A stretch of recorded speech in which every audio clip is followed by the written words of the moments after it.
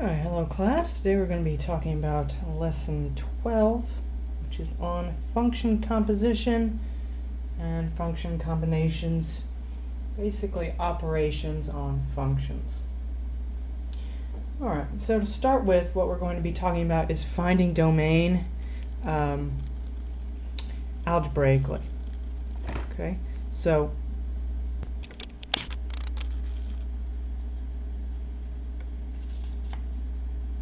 if we can focus, okay, let's see how that goes. Okay, so to find domain algebraically, so without a graph,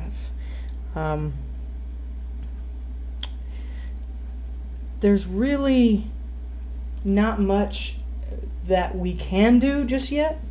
Okay, so what we're essentially going to do is throw away any x values that don't work. Alright, so we're going to throw away any x's that cause problems. Alright, so what causes problems? Well, we can't have negatives under square roots.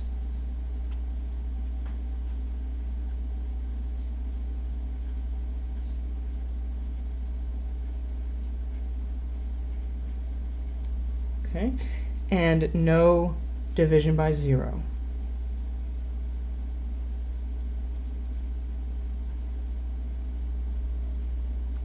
Right.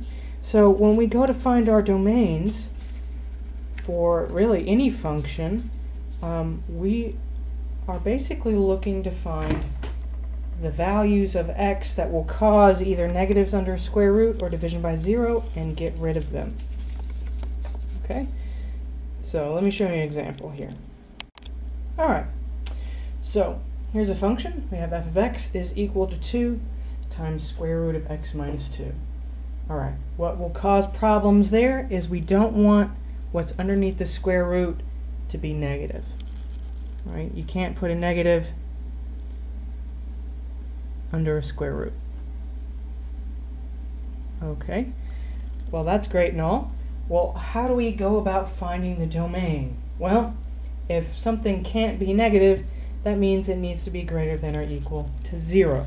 So since what's underneath the square root can't be negative, that means what's underneath the square root, this x minus 2, needs to be greater than or equal to 0.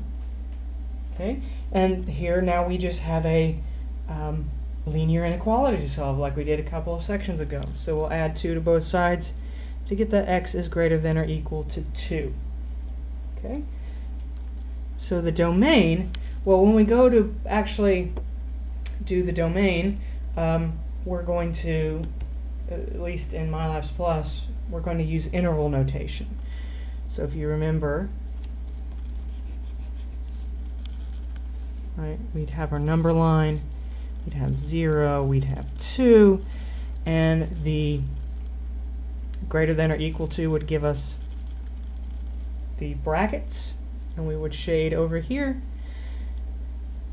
up to the arrow, right, since x is greater than or equal to 2. So the domain, okay, is bracket 2 to infinity.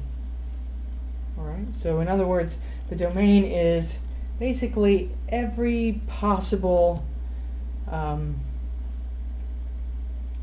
all the possible x's that are allowed. Okay, for this example, this is not a square root, but it is where we could potentially have division by 0. So here, whatever's in the denominator can't be 0. Okay, so whenever we have x's in the denominator, we have to find whenever they would equal 0 and throw those values out.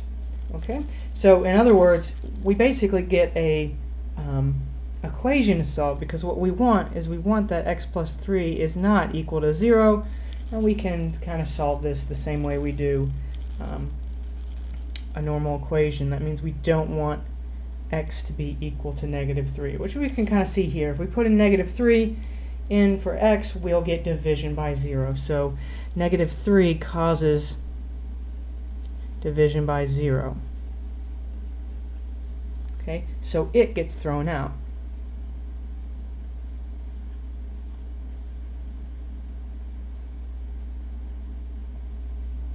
All right. Now how we write that as a domain, it's kind of like this. X, if you think about it on top of a number line, x can be anything except, here's 0, except for -3. Right? We're not allowed to let x be -3. So that means x can be less than -3, or x can be greater than -3. It is not allowed to actually be equal to -3. So what we end up with is one of those split up intervals where the domain is going to be -∞ to -3. That's our first breakpoint, since we're not allowed to actually equal -3. Then from -3 to infinity, and we'll union that up. Okay? So that's that. Whenever you have division by 0, they get broken up like this, where we basically split our number line wherever we would get division by 0. When we have a square root, we just make that greater than or equal to 0. And beyond that, it's just a matter of, well, we might have combinations. Oh, what does that mean? Well, let me show you. Alright, so let's think of this function here. So we have the square root of 2x plus 6 all over x squared plus 8x minus 9. Okay, so what I meant before by you kind of mix your pieces together as needed, well, we have a square root. Okay, so for the square root, right, we can't let what's underneath be negative. So for the square root, we're going to let the 2x plus 6, we're going to make sure that that is positive. Okay? Alright, and now we have this inequality to solve, so we'll move the 6 over and get 2x is greater than or equal to -6, and divide both sides by 2. Okay, so we'll get x is greater than or equal to -3. Alright, so I'm going to go ahead and put that on my number line as we have done in the past. X greater than or equal to -3. If I put -3 here, that means x has to be around in here. Okay, I'm not going to put my domain yet, because though I've done the top part, we also have the denominator, and this we can't let be equal to 0. Okay, so what we're going to do is check to see when x will equal 0 in the denominator. So for the denominator, okay, what we're going to do is take the x squared plus 8x minus 9, set it equal to 0, see what numbers come out, and we'll throw those numbers away. Alright, so I believe as factors we would want factors of -9 that sum up to be 8, so I'm thinking x plus 9, x minus 1. Yeah, because x, let's see, -1 times 9 will give me -9, and -9 minus 1 gives me 8. Okay, so that tells me that x is -9 or +1. So that means we need to throw away these values. Okay, so I'm going to go back to my number line and put these on there and see where they might live. Okay, so 1 lives here. So I'm going to throw 1 away, and by doing so, in other words, I'm going to put parentheses around it, because x is not allowed to equal 1. And then -9 is all the way out here somewhere, And I would throw that away, but x is already not over here. We've already forced ourselves over to here. So, whoops, sorry. And so that's already gone. Okay, so what we have here is a parentheses -3 to 1, then a 1 to infinity, and that's going to be our domain when we combine the two together. Okay, so our domain is going to be -3 to 1 with parentheses, then 1 to infinity, and don't forget your union in between. Alright, and there we go. That's how we find the domain if we have more pieces in it. Okay? Okay, here's another example of, here we have 2 square roots, and we also need to be careful, these are square roots in the denominator. So usually a square root can be equal to 0, but when it's in the denominator, now it can't. So what's under here can't be negative,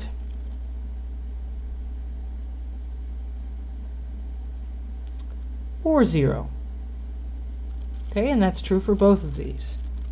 Alright, so when we set up our inequality for the denominators, I'll make it a strict greater than 0, because this thing underneath this square root and underneath the denominator can only be strictly positive.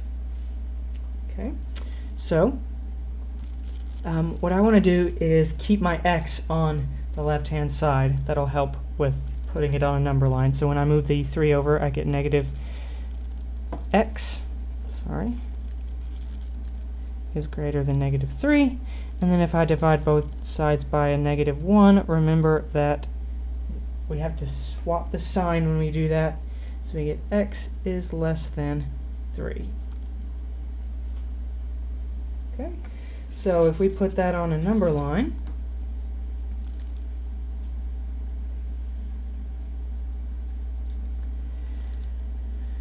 here's 0, here's 3, and we know x is less than 3. So in red here, I'll put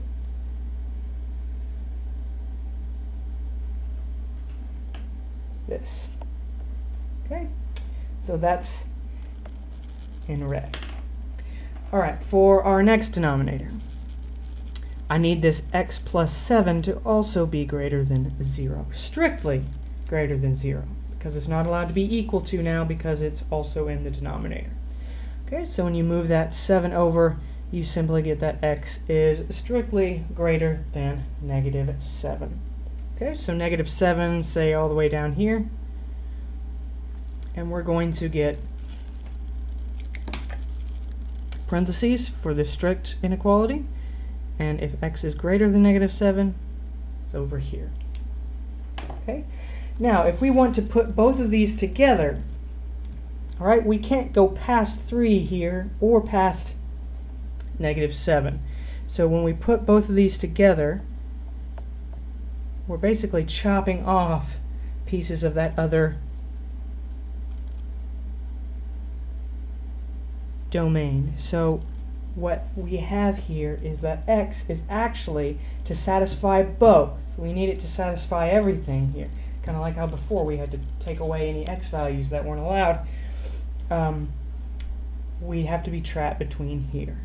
Okay, so the domain is the combination of both of them, -7 to 3, parentheses for both.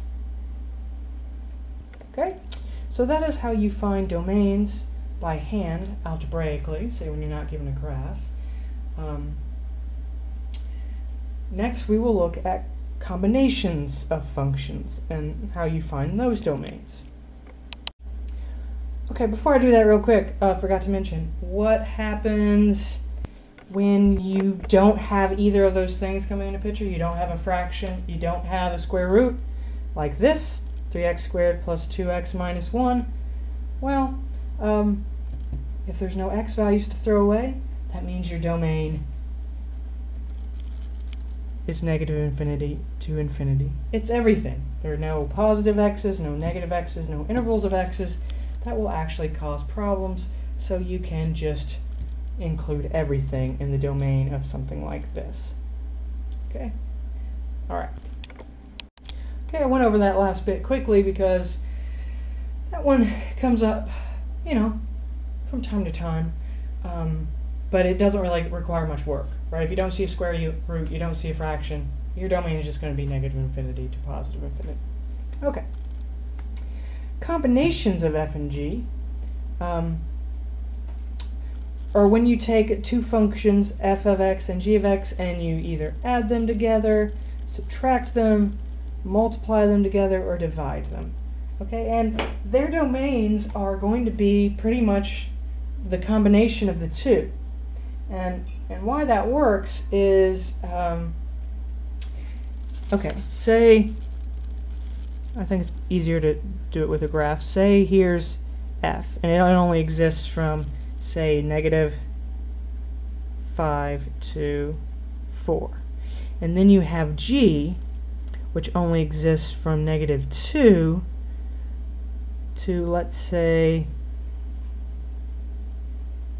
7. Okay, so here's f of x, here's g of x. Alright, if you want to add those values from f and g together, you can only do so in this range here. Right? Only in these values can you get both an f and a g to add together.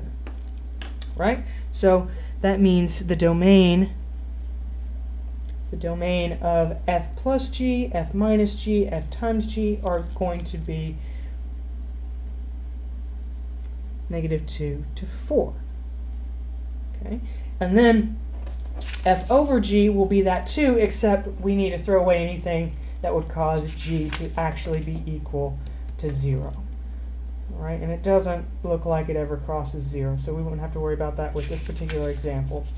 But when you're adding, subtracting, multiplying functions, they get the combined domain, and then when you divide, you just have to make sure the denominator also never equals 0. So let me show you an example or two of this.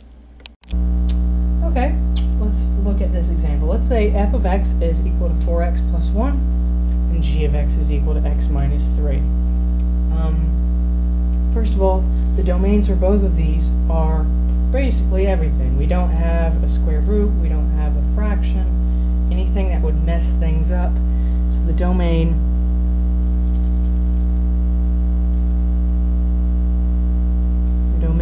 are negative infinity to infinity. Right? Nothing that would mess things up. Okay. So now that means the domain of f plus g, f minus g, and f times g are also going to be all real numbers. Okay, so let's find f plus g. Okay, f plus g, and we usually put of x. Well, all we do is we take f, which is 4x plus 1. We take g, which is x minus 3, and we add them together. Okay, so we'll have 4x plus x, which will be 5x, then 1 minus 3, which is -2, and there we go. Okay, and the domain of this function is going to be negative infinity to infinity. Okay, f minus g, you do the same thing, you just subtract. Okay, so you're going to take 4x plus 1, then minus x minus 3. Okay, and so you distribute the minus sign. Alright, so make sure you do that. So you have 4x plus 1 minus x plus 3 when you distribute the minus sign. So you have 3x plus 4 when it's all said and done. Okay, and the domain here is going to be negative infinity to infinity. F times g, you're going to take f, which is the 4x plus 1, and multiply it by x minus 3. Now, remember, when we do this, we're going to need to FOIL. Okay, so don't forget to FOIL. We'll do the 4x times x, so we'll get 4x squared. We'll do 4x times negative 3, so we'll get negative 12x. And we'll distribute the 1 across to the x to get plus x, then minus 3. Okay, so when it's all said and done, we're going to get 4x squared minus 11x minus 3. And the domain is negative infinity to infinity. Okay, when things get a little more complicated is when we divide, and the math really isn't. F over g, we're just going to take f, which was 4x plus 1, and divide by x minus 3. Okay, and there's not much left to do. We can't really simplify that much more, not in any sort of meaningful way. But now, x is not allowed to be 3. Right? X equaling 3 would give division by 0. So, when we do our domain, we need to make sure we exclude 3. So the domain of this function will be, now if you think of it on a number line, we can have everything except 3. Okay? So we're going to go from negative infinity to 3, union 3 to infinity. Okay? And that's that for that example. Okay, so for this one, we have f of x is equal to the square root of x, and we have that g of x is equal to x minus 9. So here, the square root of x means that what is underneath the square root has to be greater than or equal to 0. So we have that here. Now this domain, x can be anything, right? Because we're not taking a square root, we're not dividing, so here we can let x be anything. Okay? But when we start combining square root of x and x minus 9, we can only do so when we have square root functions, or square root values, I should say. Okay? So the combinations are, right, so for g, its domain is all real numbers. F, its domain is 0 to infinity. Since we can only combine things when both exist, we're going to be on this domain for the combinations. Okay? So, when we do f plus g, well, this one, not much to do. It's going to be the square root of x plus x minus 9, and that's it. There's not really much we can do to combine those, no like terms. So the domain is going to be the combination, which is 0 to infinity. And we can even see that. This resulting function has a square root of x in it. So if we just thought about the domain here before we even got there, we would see that. Now, you gotta be a little careful because things can cancel, right? Things can multiply out to where you don't see them anymore. But, you know, still, something to worry about. All right. F minus g, we're going to take the square root of x and subtract x minus 9. So be sure to distribute the minus here, and you'll get the square root of x minus x plus 9, and that's that. And it has the same domain, 0 to infinity. Okay. All right. F times g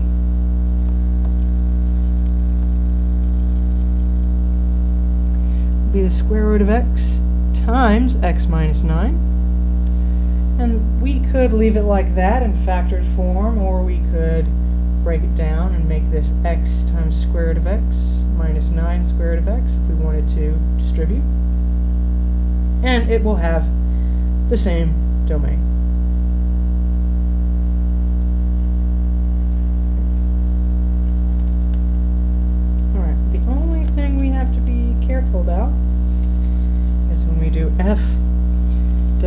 by g. Okay. It's going to be f, which is the square root of x, all over x minus 9. Now, we already have the fact that we are going from 0 to infinity. Okay, so we've already filled in here. But, you didn't see any of that, but we also can't let x be equal to 9. Because if x is equal to 9, we'll get division by 0. So we're going to remove 9. Okay, so it's going to be 0 to 9 with parentheses on 9, union 9 to infinity. Okay. So when we find the domain for this final division one, we just throw out any of those values like 9. Okay?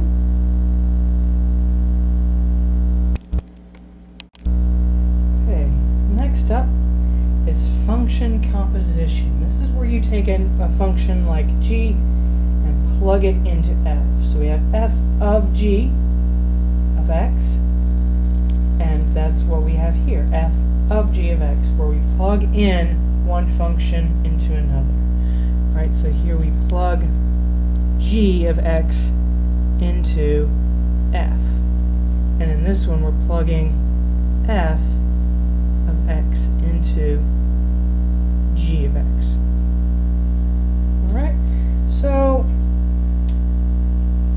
the domain for how you find these, the formula, by calculating the formula, is actually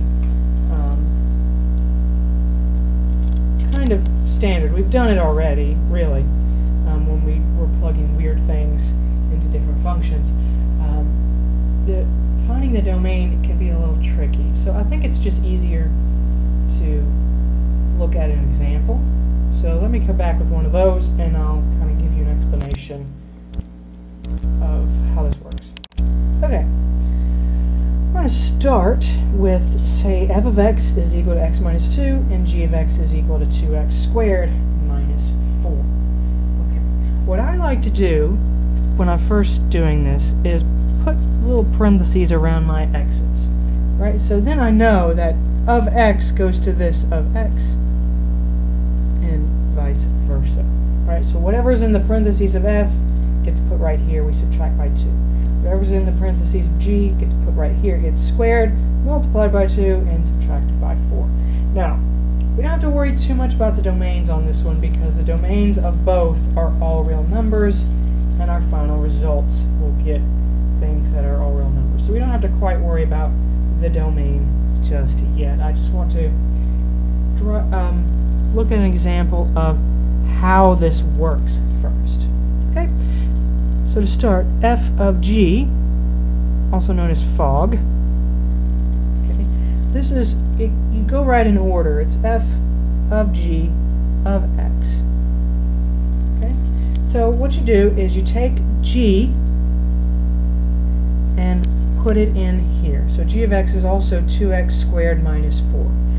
So you always work inside out. So this is f of, okay, and what's in parentheses here, I'll put 2x squared minus 4. Okay. And what does f do? F takes whatever is in parentheses and subtracts by 2. Okay. So it will be 2x squared minus 4 minus 2. Right, then we simplify, and there we go.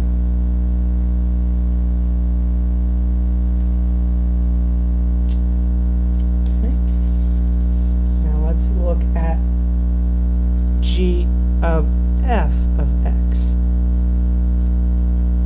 I guess golf.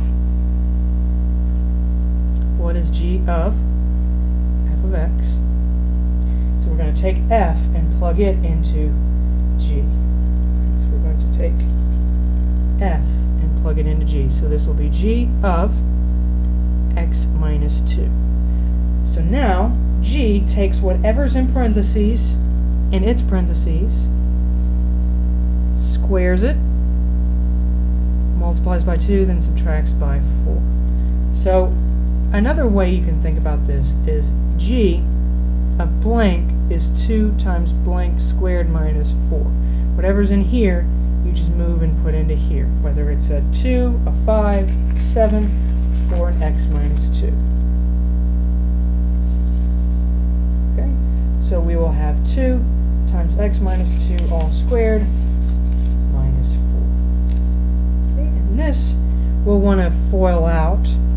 Okay, make sure you FOIL this. You'll get, when it's all said and done, you'll get x squared minus 4x plus 4 minus 4. And then you just need to make sure you distribute that 2. And you get 2x squared minus 8x minus 8 minus 4. Don't know why I just wrote 14 there.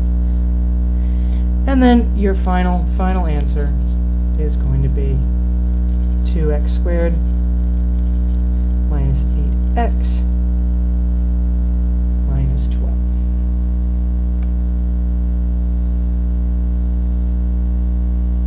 Okay. Now, if after this you're asked to find, like someone says, hey, find g of f of 1, well, now you have a formula you can just plug that into, right? That's just going to be 2 times 1 squared minus 8 times 1 minus 12. Right?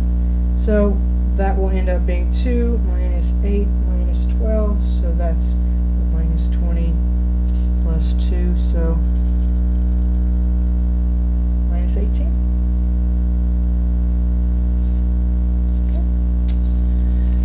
Okay, so all we're doing is we are just kind of working inside out, replacing the g with its formula and then plugging it into f, or replacing f with its formula and plugging it into g. Okay, let's look at another example, shall we?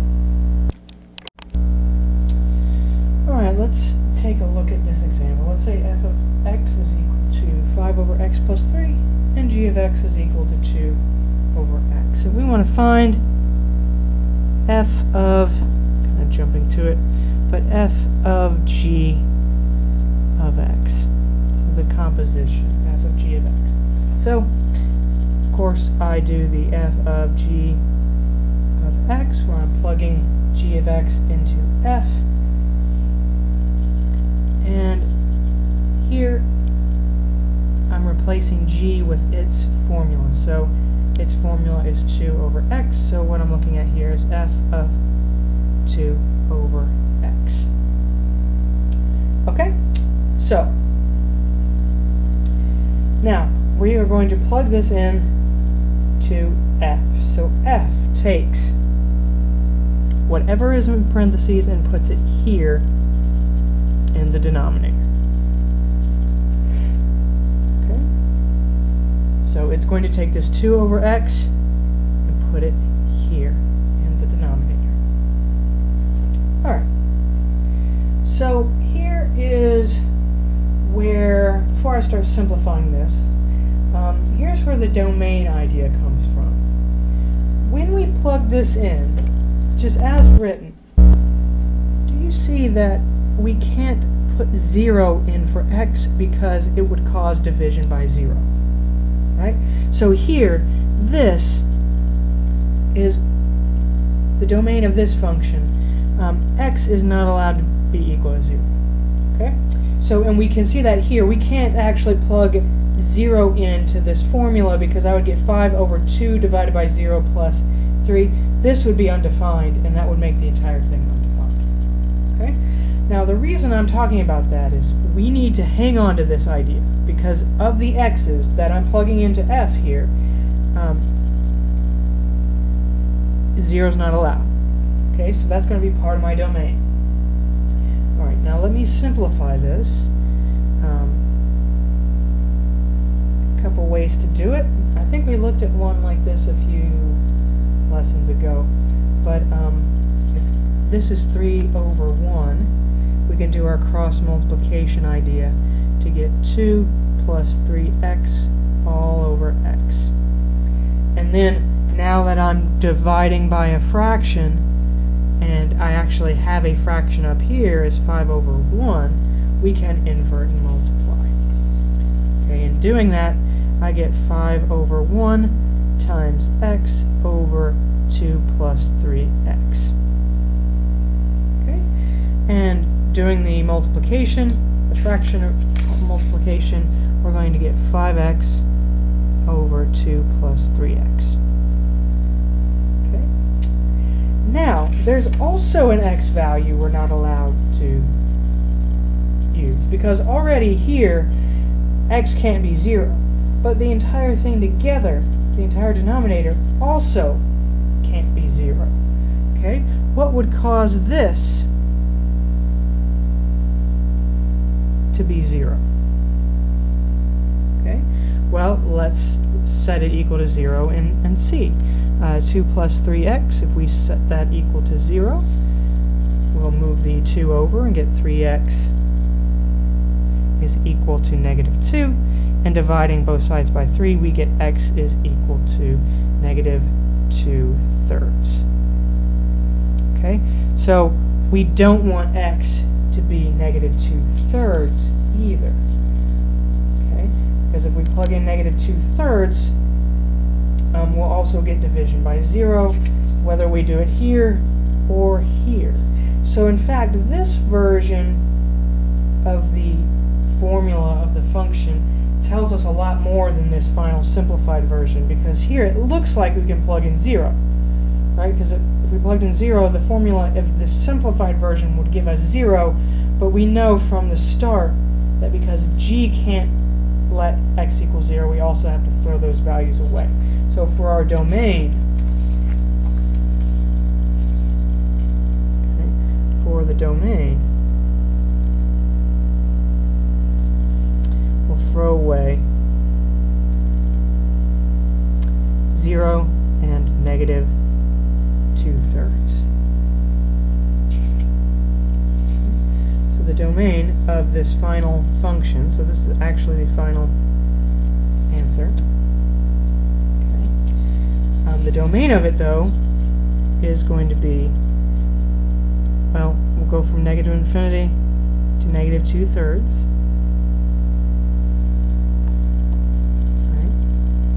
Parentheses, and we'll go negative 2/3 to 0. We're not allowed to be 0 either. We'll close our bracket, open it back up again, do parentheses to infinity. So on a number line, what we're actually doing here is here's 0, we're not allowed to be 0, we're not allowed to be negative 2/3, which is maybe right here. Okay, but we're allowed to be anything else. So that's what I'm trying to show with my interval, that I'm going from negative infinity to negative 2/3, negative 2/3 to 0, and then 0 to infinity here. Okay, so when you find the domain of a composition, you have to incorporate the domain of what you're plugging in along with the final domain of what you get. Okay. For our next example, let's say that f of x is x squared plus 2, and g of x is the square root of 2 minus x. And so this is where this distinction can get a little strange, because if I look for f of g of x, right, which is going to be f of g of x, right, we're going to be plugging g into f, so let's do that. I'm going to be plugging in the square root of 2 minus x into f. Okay? And what does f do? Well, f takes whatever's in parentheses and squares it, then adds 2. Okay, so f of stuff is going to take that stuff, square it, and add 2. So we're going to be doing that to the square root of 2 minus x. Okay? So this will be, we'll take this stuff, this 2 minus x, and square root, and square it, and then we'll add 2. Alright. Now, the square root and the square cancel, and I get 2 minus x plus 2. Alright, which ends up being 4 minus x. Now here's where we have to be careful. Alright. This, as a final answer, looks like the domain is all real numbers. Oh, but it's not. Okay, remember, we have to keep in mind what we had here. Alright, so what we were plugging in here with the square root version, whatever's underneath this square root sign is not allowed to be negative. So that 2x minus, or 2 minus x has to be greater than or equal to 0. Okay, meaning that negative x is greater than or equal to negative 2, and dividing both sides by that negative 1 tells me that x is less than or equal to 2. Okay, so when we plug this in to our f, we also take the condition that x has to be less than or equal to 2. Okay, we bring it over here. X is, I'm not allowed to put in x is less than or equal to 2, or sorry, my x's have to be less than or equal to 2, sorry. And then here, even though the square roots cancel and we lose that information, I still keep that condition. So my domain here is actually, if x is less than or equal to 2,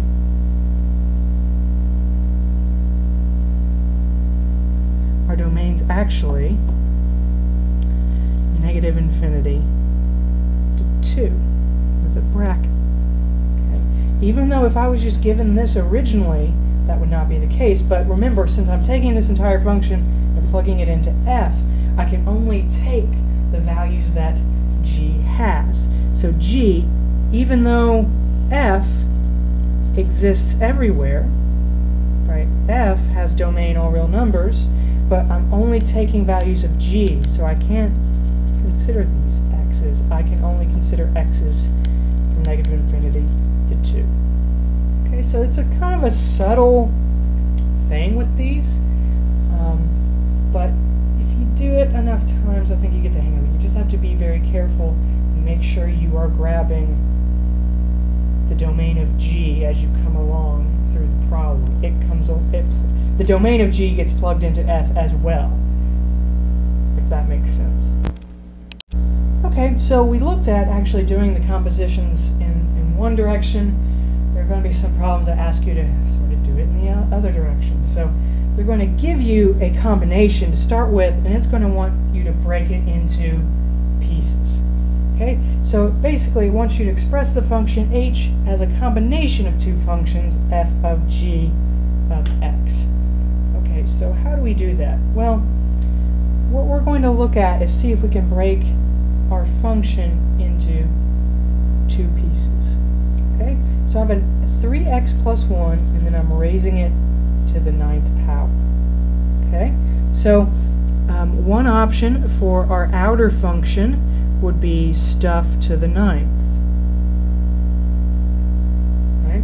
And then for our inner function, we could say that this is g, is our inner function, is 3x plus 1. So let's try that. If g of x is 3x plus 1, and then I make f of x the stuff to the 9th, and instead of stuff, I just say it's x to the 9th, we should get the composition that's listed here, right? Because if I do f of g,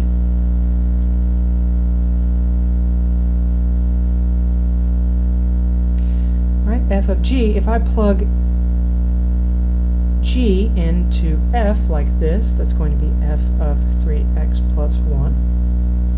And plugging 3x plus 1 into the f that we came up with, which is take this stuff and raise it to the 9th, I'll take this stuff, 3x plus 1, and I'll raise it to the 9th. And so it actually gets us back to the h that we started with. Okay, so this is trying to get you to think backwards. All right, which is a little odd, but how it'll usually work is there will be an outer function that you can identify and an inner function, and you'll always let your g be that inner function. Okay, so let's look at another one with the same idea. All right. Say we have now that h is the cubed root of x squared minus 10, and we want to find an f and a g so that f of g is equal to this. Right? In other words, find your f of g of x so that these match.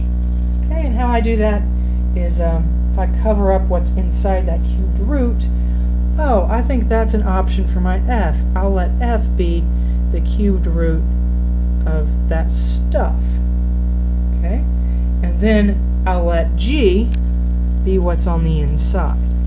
Okay, so we're going to let g of x be x squared minus 10, the stuff that's on the inside, and then I'll let f of x be what you do when you cover that inside stuff up, which is the cubed root of x. Okay, and that should work out for us if I check that answer, right? F of g of x, and I plug g into f. Right, we're going to take this formula, which is basically taking x squared minus 10 and putting it into f. And what does f do? F takes whatever's in its parentheses and takes the cubed root of it. And there we go. We now have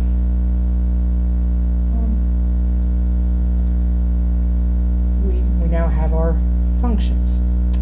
There are other ways to go about this. But I find that this is probably the quickest, is to just identify what that inner function is, and then have one that gives you what the stuff is. Okay, let's try one that's maybe a little trickier. Okay, so this one's not something like a bunch of stuff to a power, okay, but we can still cover up something and have 1 over some stuff.